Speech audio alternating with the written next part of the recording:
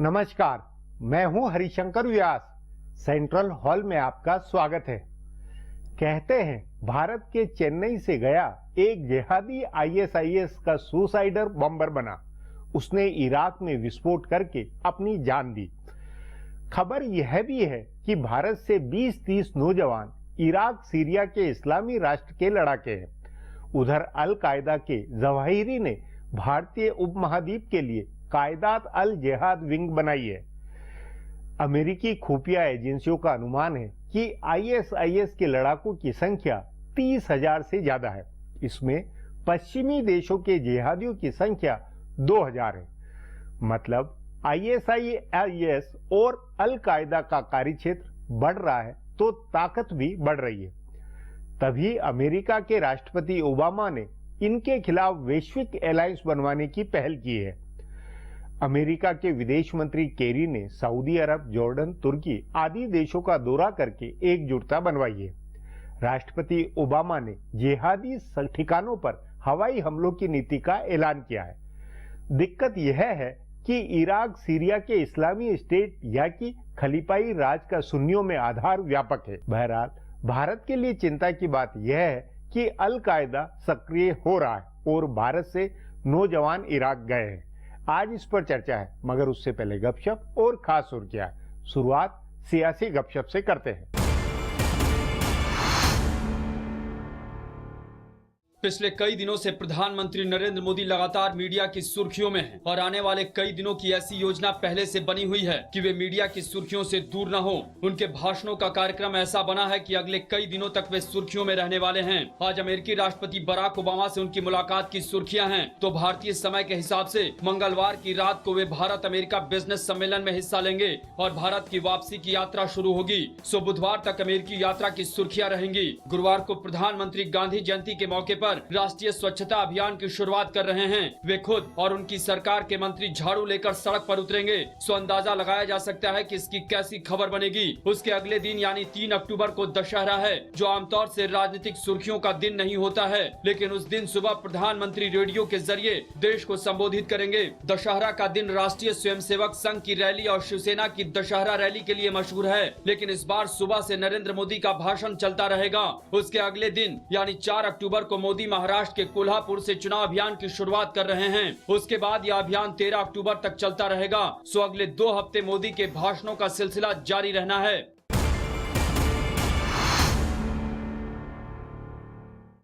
महाराष्ट्र के पूर्व मुख्यमंत्री पृथ्वीराज चौहान और पार्टी के दूसरे नेता भले कह रहे हैं कि एनसीपी से गठबंधन टूटने का कांग्रेस को फायदा होगा और अच्छा हुआ जो गठबंधन टूट गया, लेकिन हकीकत यह है कि कांग्रेस गठबंधन टूटने की स्थिति के लिए तैयार नहीं थी। कांग्रेस के आला नेताओं को लग रहा था कि अंत तक तालमेल हो जाएगा और सीटों पर एनसीपी को मना लिया जाएगा।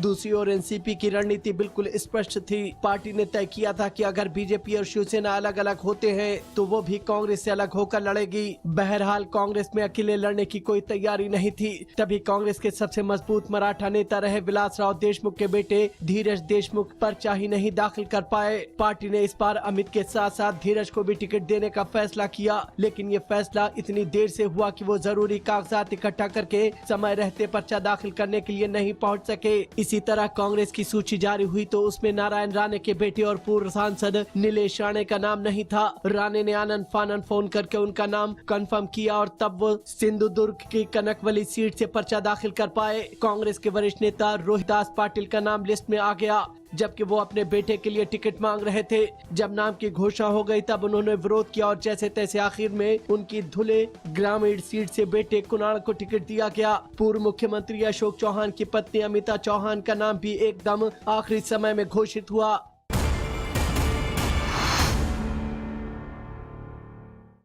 भारतीय जनता पार्टी ने 2 राज्यों हरियाणा और महाराष्ट्र में गठबंधन तोड़ दिया है और झारखंड में किसी पार्टी के साथ तालमेल नहीं करने की रणनीति पर चल रही है। भाजपा के जानकार सूत्रों का कहना है कि पार्टी की ओर से कराए गए सर्वेक्षण और नरेंद्र मोदी की लोकप्रियता, ये 2 कारण है जिनकी वजह से भाजपा ने अकेले चलने का रास्ता चुना है। बताया जा रहा है कि महाराष्ट्र और हरियाणा दोनों राज्यों के सर्वेक्षण में भाजपा को नंबर 1 पार्टी के तौर पर भरने का अनुमान बताया गया है। इन सर्वेक्षणों का एक अनुमान यह भी है कि नरेंद्र मोदी की लोकप्रियता कायम है और और लोगों पर उनका असर बना हुआ है। तभी दोनों राज्यों में गठबंधन खत्म करने का फैसला हुआ। भाजपा मोदी की लोकप्रियता को भुनाने के लिए दोनों राज्यों में उनकी ज्यादा से ज्यादा रैलियां करा रही है। माना जा रहा है कि लोकसभा चुनाव वाले नतीजों को दोहराने के लिए जरूरी है कि मोदी की लगातार रैलियां हो। सो हरियाणा में 8 की बजाय 10 और महाराष्ट्र में 12-15 की बजाय 20 रैलियों की योजना बनी है। अगर इन दोनों राज्यों में यह प्रयोग कामयाब रहा तो झारखंड और जम्मू कश्मीर में पार्टी इसे आजमाएगी, नहीं तो प्लान बी पर विचार होगा। अब आज की सुर्खियां हैं, ये लीक से कुछ हटकर है और इनसे देश की दशा दिशा को बूझ सकेंगे।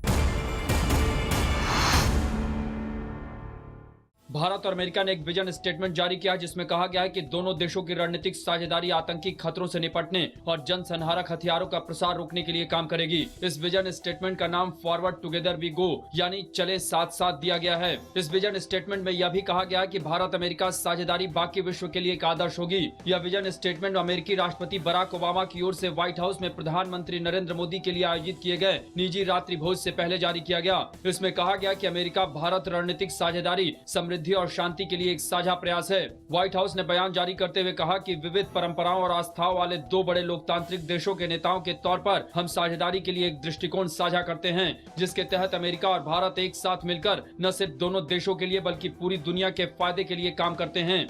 अमेरिकी राष्ट्रपति बराक ओबामा ने प्रधानमंत्री नरेंद्र मोदी के सम्मान में रात्रि भोज का आयोजन किया। दोनों नेताओं के बीच होने वाली शिखर वार्ता से पहले ओबामा ने मोदी के सम्मान में भोज दिया और दोनों नेताओं ने द्विपक्षीय संबंधों को नई ऊंचाइयों तक पहुंचाने की इच्छा जताई। मोदी जब ब्लेयर हाउस से रात्रि भोज के लिए व्हाइट हाउस पहुंचे तो ओबामा ने उनका स्वागत करते हुए गुजराती में सवाल किया, केम छो यानी कैसे हैं। जवाब में मोदी ने कहा, thank you very much president. White house के ब्लू रूम में आयोजित रात्रि भोज में दोनों ओर से अतिथियों की संख्या सीमित थी। वहाँ कई तरह के स्वादिष्ट व्यंजन पेश किए गए थे, लेकिन मोदी ने नवरात्रि के व्रत के चलते केवल गुनगुना पानी लिया। बाद में मोदी ने कहा कि ओबामा के साथ उनकी मुलाकात शानदार रही और व्यापक मुद्दों पर चर्चा हुई। प्रधानमंत्री ने ट्वीट किया कि ओबामा और मैंने साझेदारी के लिए वह दृष्टिकोण साझा किया जिसमें हमारे देश समूची मानवता के लाभ के लिए काम करते हैं। रात्रि भोज बैठक 90 मिनट तक चली। इस दौरान औपचारिक मुद्दों पर कोई चर्चा नहीं हुई।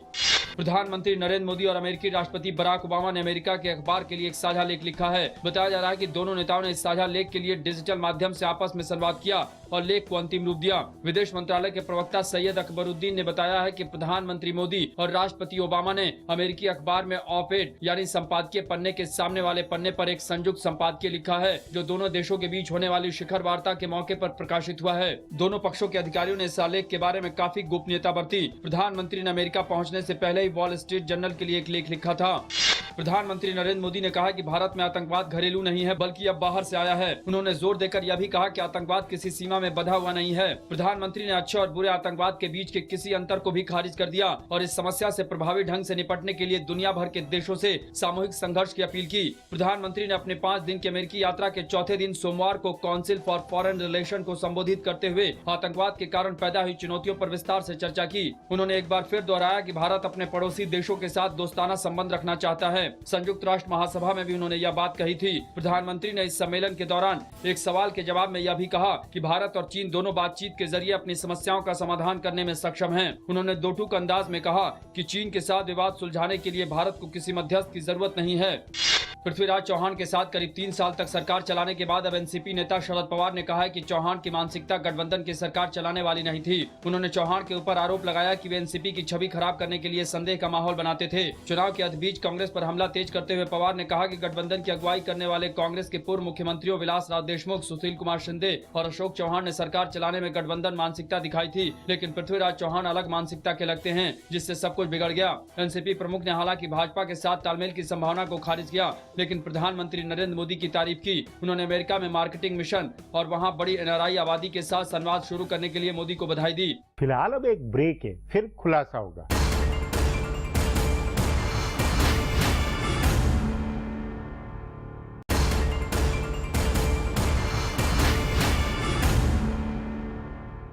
चेन्नई और थाने से नौजवानों के इराक सीरिया जाकर आईएस के लड़ाके बनने की खबर अपनी खुफिया एजेंसियों के लिए चुनौतीपूर्ण है।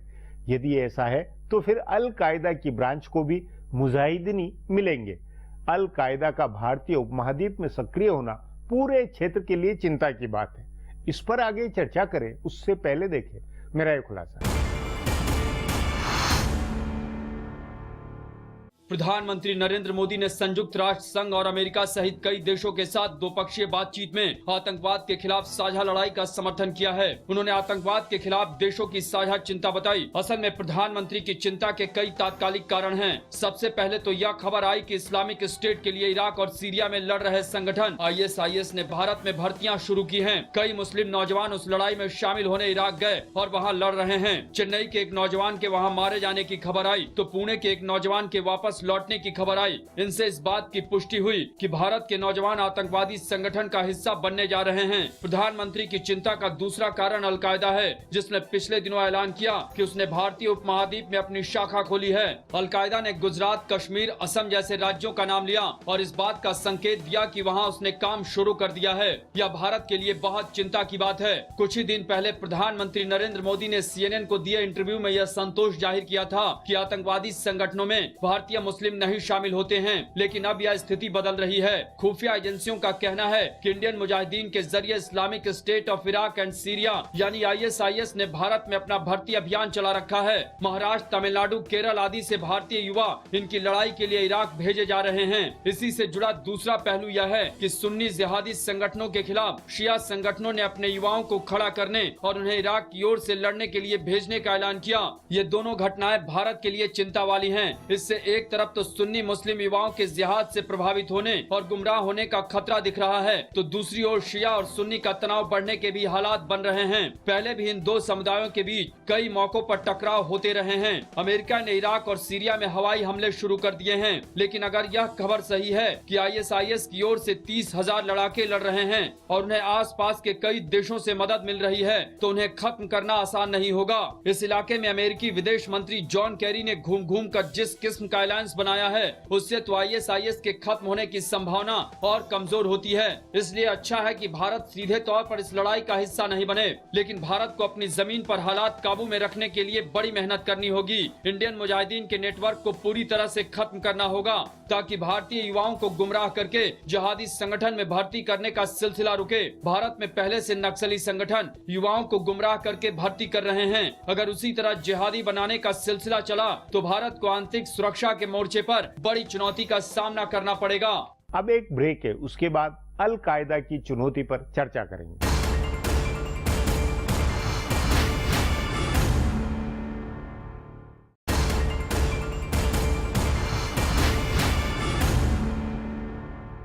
अमेरिका इस्लामी राज्य के 30,000 जवानों का सफाया बम वर्षा से करना चाहता है, पर यह काम आसान नहीं है। इस्लामी राज और अल कायदा के जिहादियों से लड़ाई बहुत विकट है। भारत के लिए संकट इसलिए गंभीर है क्योंकि अफगानिस्तान, पाकिस्तान से भी इनकी आवक होनी है। इस पर चर्चा के लिए आज मेरे साथ वरिष्ठ पत्रकार डॉक्टर वेद प्रताप वैदिक है।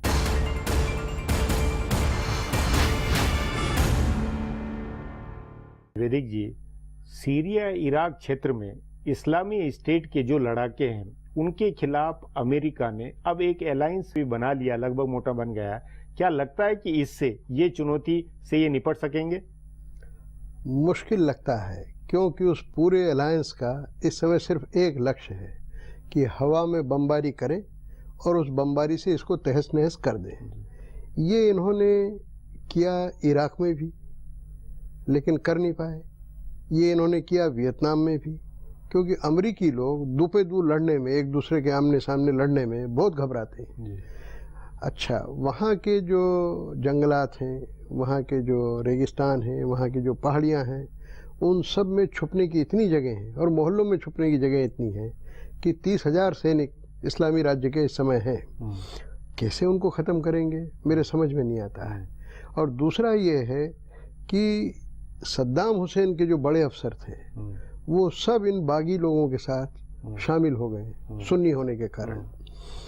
इसके अलावा दुनिया के जो आम मुसलमान हैं, सुन्नी खास तौर से, वो इनके प्रति सहानुभूति रखते हैं। ऐसी हालत में मुझे लगता नहीं है कि सऊदी अरब, नहीं, एक तरफ ये, लेकिन दूसरी तरफ सऊदी अरब हो, जॉर्डन हो, या जो बाकी जितने 10 देश है, जो वो सब जब अमेरिका के साथ मिलकर इस चुनौती से निपटने के लिए बिल्कुल गंभीरता से लगे, तो ये उनके साथ कोई किसी की सहानुभूति हो, ये तो नहीं लगता। बिल्कुल एक तरह से ये तो आर पार की लड़ाई होती हुई लगती है। देखिए, इसमें ये कहना बड़ा मुश्किल है कि कोई सहानुभूति नहीं है, क्योंकि यही सऊदी अरब वहाबी आंदोलन के जरिए अपने पैसों से, अपने हथियारों से इन सब जो लड़ रहे हैं जिहाद के लिए, उन सब की मदद करता रहा है। तो दो मन है, एक तो अमेरिका के समर्थन करने की इच्छा, एक जिहादियों के समर्थन करने की इच्छा। तो ये दो तरफा मन से समर्थन हो रहा है। और दूसरी बात और है कि ये लोग अभी तक, मतलब कल ये हो जाए तो अलग बात है, अभी तक एक देश ने भी नहीं कहा है कि हम लड़ने के लिए हमारे फौजी भेजेंगे।